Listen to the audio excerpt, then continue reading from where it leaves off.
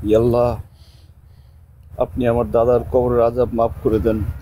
আল্লাহ, আমার দাদাকে জান্নাতবাসী করেন। আল্লাহ, রব্বির হামহুমা কামা রব্বায়ানি সগীরা, রব্বির হামহুমা কামা রব্বায়ানি সগীরা।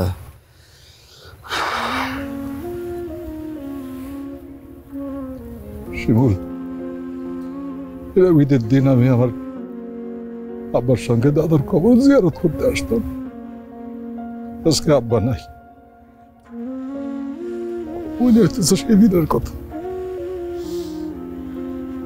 ভাইজান, আমারও আব্বার কথা খুব মনে হইতেছে, খুব মনে হইতেছে ভাইজান।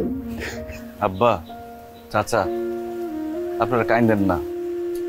আপনারা নামাজ পড়ে দাদার জন্য দোয়া করেন, যাতে আল্লাহ দাদাকে জান্নাতবাসী করেন।